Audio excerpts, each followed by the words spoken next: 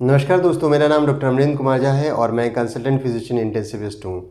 आज बात करते हैं कि वो कौन से साइंस, प्री डेथ साइंस हैं जिससे पता चल सकेगा कि जो मरीज हैं उनकी तुरंत मृत्यु हो सकती है। तो ऐसे में जल्दी से मेजर्स उठाए जाएं जिससे कि उनकी जान बच सके। और कभी कभी क्या होता है कि इतने अच्छे मेजर्स लेने के बावजूद भी जान नहीं बच सकती है। घर में जब किसी का मरीज होता है और इतना तकलीफ़ में होता है, इतनी बीमार होते हैं, तो दुख तो होता है, लेकिन आपको जो क्लिनिकल साइंस में बताऊंगा ये जानना भी ज़रूरी है, क्योंकि जिससे कि आप इमीडिएट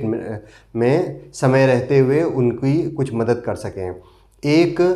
तो यदि यूरिन आउटपुट है, पेशाब की जो मात्रा है, यदि मान लीजिए उनका वज़न 60 केजी है तो 0.5 ml पर केजी, यदि 1 घंटे में 30 ml से भी यदि उनके जो पेशाब की जो मात्रा है वो कम हो जाती है तो ये साइन बता रहा है कि वो बिल्कुल उनकी तबीयत बहुत ख़राब है। दूसरा, यदि कोई आदमी पहले कुछ बात कर रहा था लेकिन एकाएक बिल्कुल वो शून्य पड़ जाता है, आपकी बातों का जवाब भी नहीं दे सकता है, तो भी पता चलता है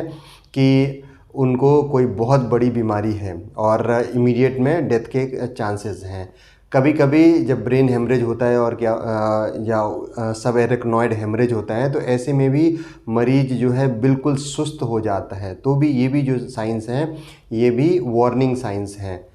एक और साइन क्या है कि यदि आप उनके हाथ के पल्स पे हाथ डालेंगे तो वो बिल्कुल भी आपको फील नहीं होगा, मरीज का शरीर बिल्कुल ठंडा होगा। यदि मरीज का शरीर बिल्कुल ठंडा है,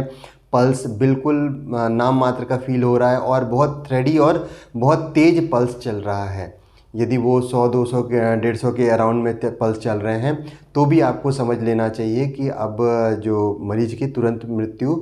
हो सकती है। साथ में यदि पेशेंट बिल्कुल बहुत गहरी गहरी सांस लेने लगे, यदि वो 1 मिनट में 30 से 40 बार सांस लेने लग जाएं और बिल्कुल डिस्ट्रेस में रहें, रेस्पिरेटरी डिस्ट्रेस में, तो भी समझ लेना चाहिए कि उनकी मृत्यु तुरंत हो सकती है, इमीडिएटली वेंटिलेटर की ज़रूरत पड़ सकती है। तो ये जो अभी मैंने कुछ साइंस बताए हैं, एक तो यूरिन आउटपुट बिल्कुल शट डाउन हो जाना, मतलब 0.5 ml पर केजी हर घंटे के हिसाब से, मतलब यदि 60 केजी का मरीज है तो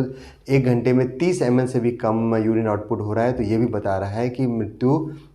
नज़दीक है। साथ में यदि जो पल्स है, हाथ का पल्स है या पैर का पल्स है, यदि वो इतना कम होगा कि आप उसको फील भी नहीं कर सकें और फील भी करते हैं तो बहुत थ्रेडी है,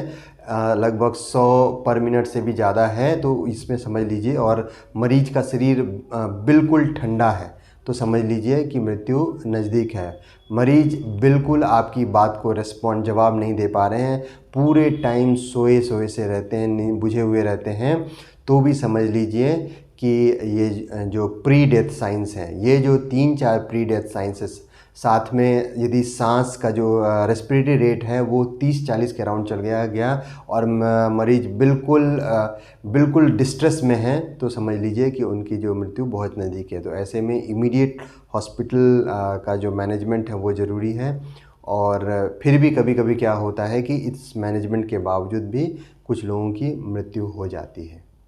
तो ये सब जो प्री डेथ क्लिनिकल साइंस हैं वो जानना हर आदमी के लिए, जो कि अपने नज़दीक लोगों को की जान बचा सके, ये सब जानना बिल्कुल ज़रूरी है। धन्यवाद।